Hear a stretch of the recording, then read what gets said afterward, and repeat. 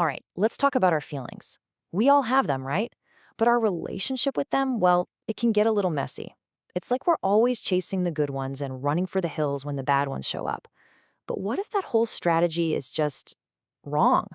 What if the secret to feeling more joy is actually about getting way better at feeling everything? This quote from Joe Hudson just nails it. It completely reframes how we should think about this. Our emotions aren't these random separate things. They're a family. And you can't just invite Joy, the matriarch, over for a party and tell her kids anger, sadness, fear to wait out on the porch. It doesn't work that way. If you want her in the house, you have to welcome the whole family. So if we're supposed to just welcome all these emotions, why does it hurt so bad sometimes? Well, here's a game-changing idea. The pain you feel, it's probably not coming from the sadness or the anger itself. The real suffering, the thing that grinds you down, that comes from resisting the feeling. And this is the perfect way to think about it. An emotion is basically just a kid trying to get your attention. If you ignore that kid, do they just quietly go away? No way. They get louder, they start yelling, they throw a full-blown tantrum. The feeling goes from just a little flicker to this defiant, heavy thing.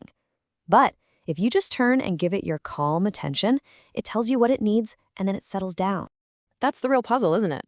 If ignoring our feelings just makes things worse, why is it our go-to move? Why do we do it automatically? Well, the answer is hiding in this little bit of subconscious programming that pretty much all of us are running on autopilot. Let's just call this program our unconscious algorithm.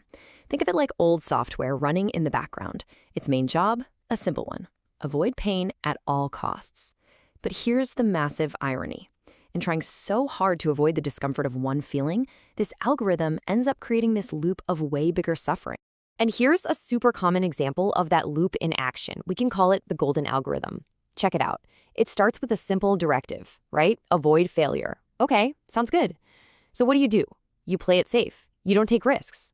But then, what happens? You end up feeling like a failure anyway, precisely because you're not growing or trying.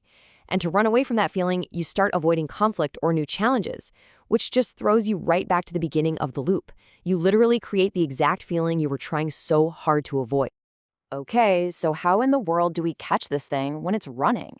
We have to learn to spot its disguises. You see, emotional avoidance doesn't usually look like someone cowering in a corner.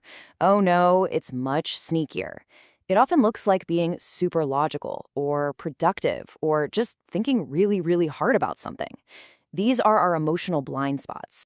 And it usually wears one of three main costumes. First, there's overthinking, when your brain just spins and spins on a problem but never actually lands anywhere. Then there are judgments, where it's just so much easier to get annoyed at someone else than to feel what's going on inside you.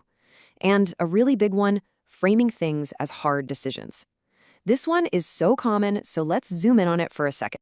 This is what's so wild. On the surface, you think you're being so rational, making a pro-con list about a job or a relationship. I'm just logically weighing my options. But what's really happening underneath?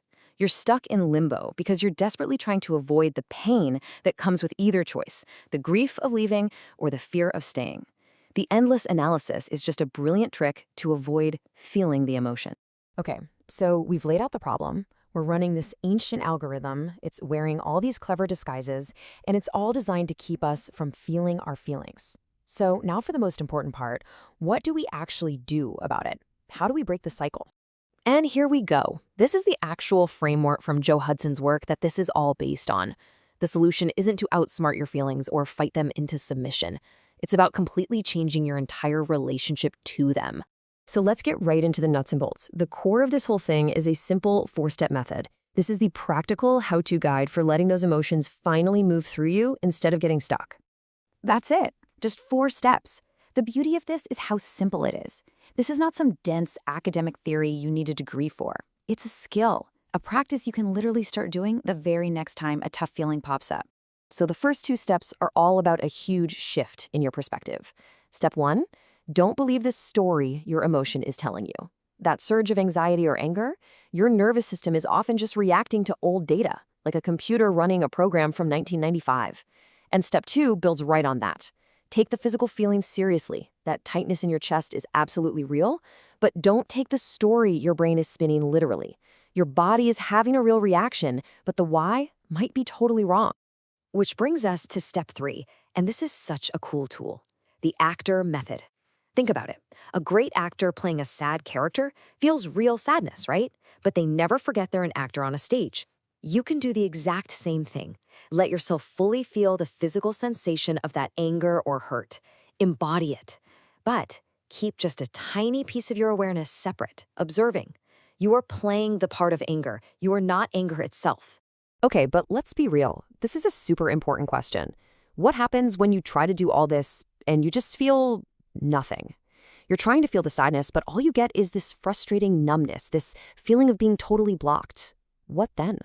The answer is actually really gentle and beautiful. You stop trying to force the main emotion. Instead, you turn your attention to that feeling of being blocked. You welcome the resistance. Because guess what? That feeling of resistance is just another emotion. It's another child in the family that just wants some attention. And you treat it the exact same way. First, just notice it. Where is that feeling of stuckness in your body? What does it physically feel like? Then, get curious about it. Approach it with wonder, not judgment. Don't ask, ugh, why am I like this? Instead, ask, I wonder what this is all about. And finally, you just let it be there. You give it permission to exist without trying to fix it or make it go away. And that brings us right back to where we started. Whether you're dealing with the big, scary emotion or just the resistance to it, the practice is exactly the same. Treat it like you would a scared little kid. You wouldn't yell at a child to just get over it. You'd sit with them, patiently, lovingly, and just let them be scared until they felt safe again. So the real question is, can you give that same kind of patience and that same kind of love to yourself?